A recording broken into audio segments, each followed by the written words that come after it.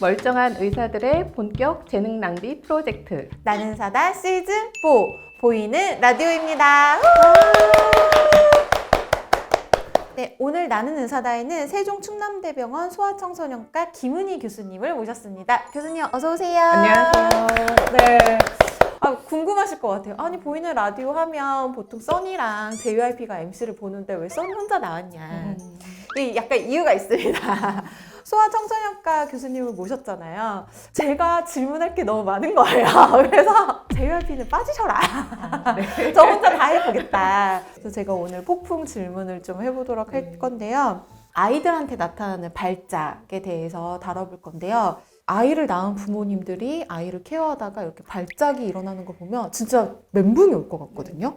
영유아 시기에 이런 발작이 좀 흔하게 나타나는 건가요? 네네, 비교적 흔한 증상 중에 하나인데요. 그 이유는 아이들의 이제 뇌신경계가 아직 발달이 미숙한 상태에서 여러 가지 자극에 의해서 쉽게 흥분되는 그런 경향을 보이기 때문에 열에 의해서든 아니면 여러 가지 자극에 의해서든 발작이 잘 유발될 수 있습니다. 주로 발작 증세가 어떤 형식으로 나타나게 되나요?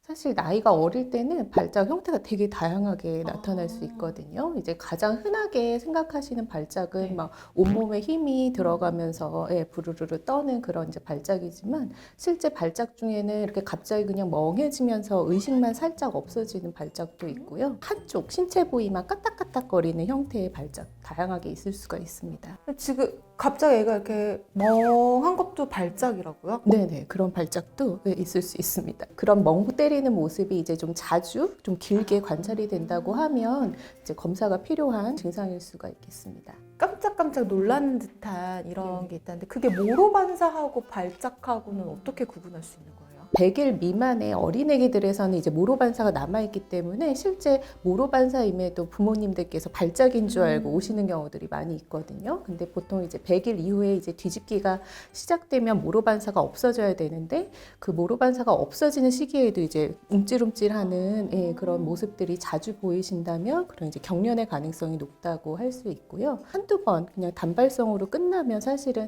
큰 이상이 없을 수도 있는데 여러 회 이렇게 반복해서 한다든지 아이가 이제 발작 중간중간 불편해하면서 이제 울거나 보채는 증상이 있을 때는 반드시 이제 검사가 필요한 증상이라고 할 수 있습니다. 꼭 병원에 와야 한다.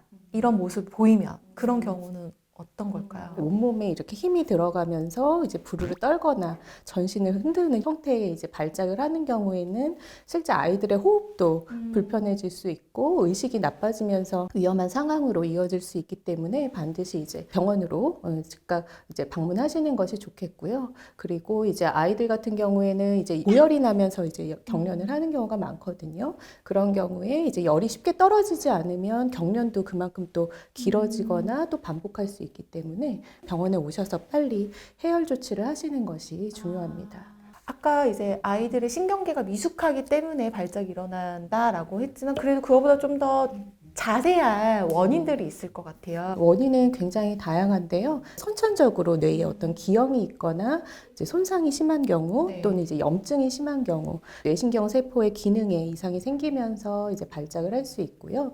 또 이제 최근에는 여러 이제 검사들을 통해서 밝혀지고 있는 거는 유전적인 뇌전증입니다. 그래서 아이가 이제 엄마 뱃속에서 만들어질 때 여러 가지 뇌신경계와 관련된 유전자의 돌연변이가 생기면서 이제 뇌신경 세포의 기능 이상이 생겨서 이제 발작을 하는 경우들이 이제 점점 더 많이 밝혀지고 있고요.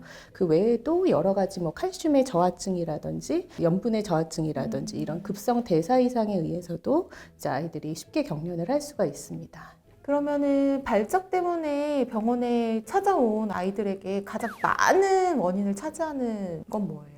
보통 이제 영유아 시기에는 열성 경련이 가장 이제 많이 발생하게 되는데요. 열성 경련. 또 보통은 이제 38도에서 38.5도 이상의 이제 발열이 있을 때 보통 경련이 동반되고 열에 민감한 아이들은 이제 38도가 되기 전에도 이렇게 미열에 의해서도 경련을 일으킬 수가 있습니다. 이런 경련은 한번 일어나면 한 몇 분 정도 지속이 되나요? 일반적으로는 보통 이제 5분 이내에 멈추는 게 일반적인데요. 이런 열성 경련에 어떤 가족력이 있다거나 이런 열에 좀 민감한 그런 아이들은 15분에서 30분 정도까지 30분까지요? 네네네. 5분 이내 열성 경련이 끝났으면 병원에 갈 필요는 없는 거예요? 꼭 그렇지는 않고요. 몸을 이렇게 힘주면서 흔드는 그런 경련이 멈췄더라도 이제 의식은 사실 바로 깨지는 않을 수가 있거든요. 그리고 뭐 시간이 짧더라도 심하게 몸이 힘이 들어가면서 경련을 하는 것 자체가 아이한테 굉장한 힘든 그런 증상이기 때문에 가능하면 병원에 오셔서 빨리 해열 조치를 한다던가 또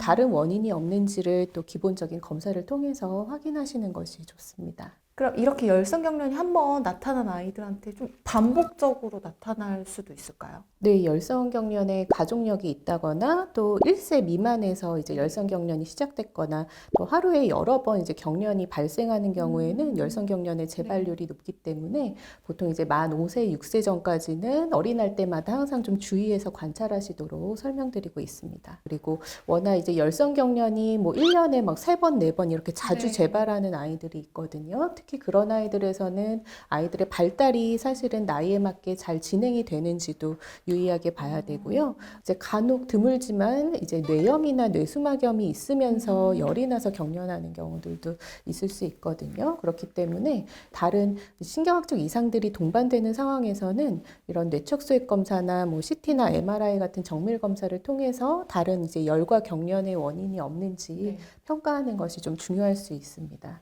이 방송을 하는 이유는 이제 열성 경련에 대해서 정보를 드리고 너무 불안해하지 마시고 병원에 이제 찾아오도록 하는 게 목적인데 네. 사실 여기까지 들으시면 더 너무 겁이 나요. 저도 엄마지만 일단 열성경련은 사실 이제 한 발병률이 4에서 10% 정도 되기 때문에 정말 비교적 흔하게 경험하실 수 있는 증상이라는 면에서 조금 그래도 안심을 하셨으면 좋겠는데요. 저희 아이 같은 경우에도 이제 양쪽 부모님들 가끔씩 봐주시는데 어른들이 자꾸 아기가 좀 놀란 것 같으면 기흥아? 그거를 좀 먹이라고 하는데 네네. 대체 뭔가요? 먹여도 되는 거예요? 뭐 실제 양약에서도 아이들이 이제 놀라거나 뭐 경련을 할 때 먹는 이제 신경 안정제들이 있거든요. 뭐 한약에서의 그런 신경 안정제라고 보시면 될 것 같고 어린이용 청심환 같은 건가요? 네네네. 그렇게 이해하시면 될 것 같고요. 사실은 뭐 양약도 그렇고 한약도 그렇고 아이들에게 그런 뭐 신경 안정제를 불필요하게 먹이는 거를 권해드리지는 않습니다. 양약에서는 주로 어쨌든 경련이 재발 위험이 높다거나 아니면 열성 경련을 자주 재발하는 아이에서는 저희가 뭐 신경 안정제를 처방하기도 하는데요. 사실 뭐 한약에 대해서 뭐 저희가 깊게 언급하는 것이 좀 조심스럽긴 하지만 사실 뭐 의학적으로 크게 사실 필요하다고 보기는 어렵습니다. 실질적으로 부모님들이 아이가 열성 경련이 일어났을 때 어떻게 대처해야 되는지를 좀 말해주시면 안심이 될 것 같습니다. 경련이 실제 눈앞에서 일어날 때 사실 부모님들이 직접적으로 어떤 도움을 주시기는 좀 어려우세요. 그래서 보통 이제 알려드리는 그런 응급처치는 아이가 이제 경련을 하게 되면 이제 다치지 않도록 하고 이제 호흡에 이상이 더 심해지지 않도록 하는 게 중요하거든요. 그래서 아이가 이제 주변에 위험한 물건이 다칠 만하게 한 게 있는지 살펴주시고 치워주시거나 아니면 아이들이 이제 발작을 하면서 토하는 경우들이 있거든요. 그런 구토물이 사실 기도로 넘어가면서 위험한 또 호흡곤란이 올 수 있기 때문에 아이의 자세를 좀 옆으로 돌려서 호흡이 조금 더 편해지고 구토물이 기도로 넘어가지 않도록 그렇게 조치를 해주시는 게 중요하겠고 아까 말씀드린 대로 5분 이내로 대부분은 심한 경련은 멈추기 때문에 그때까지 빨리 119를 불러서 안정을 취하면서 기다리시는 것이 필요하겠습니다.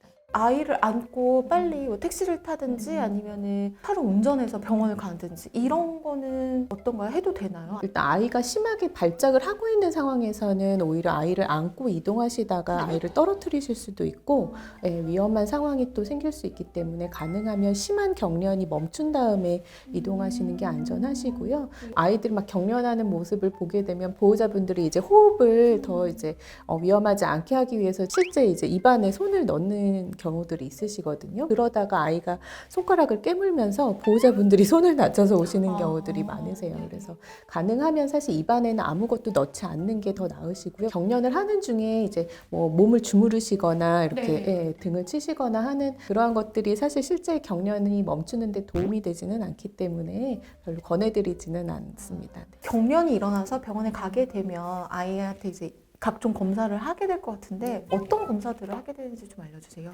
기본적으로 이제 혈액 검사를 하게 되는데요. 혈액 검사하는 이유는 아이들이 이제 저혈당이라든지 뭐 전해질의 그런 불균형이라든지 아니면 칼슘의 저하증 이런 이제 급성 대사 이상에 의해서도 경련이 생길 수 있기 때문에 이제 그런 것들을 확인하고요. 또 이제 열이 나는 상황이라면 이제 열의 원인을 알기 위해서 또 여러 가지 혈액 검사와 뭐 엑스레이 검사 또 뭐 호흡기 바이러스 검사 등을 또 시행을 하게 됩니다. 이제 경련이라는 것이 굉장히 끔찍한 증상이기는 하지만 사실은 대부분 재발하지 않고 또 이제 다른 위험 요인이 없는 상황이라면 아이들의 어떤 성장과 발달에 큰 영향을 주지는 않기 때문에 안심하시고 예, 경과를 보시면 될 것 같습니다. 지금 이 말씀을 들으니까 좀 마음이 놓이는 게 발달에 큰 문제가 없다고 하니까 혹시나 경련 때문에 발달에 문제가 생기지 않을까 많이 고민들 하실 것 같은데 걱정 안 하셔도 된다고 합니다. 네. 오늘 세종충남대학교 병원 소아청소년과 김은희 교수님 모시고 발작의 원인과 또 열성 경련의 이유 그리고 대처하는 방법 같은 거 알아봤는데요. 경련이라는 게 또 좀 다양하게 더 있더라고요. 그래서 다음 시간에는 몸서리 증후군과 영화 연출에 대해서 김은희 교수님과 함께 다시 이야기를 해보도록 하겠습니다. 네, 오늘 방송은 여기서 마치도록 하겠습니다. 교수님 네, 감사합니다. 감사합니다. 네.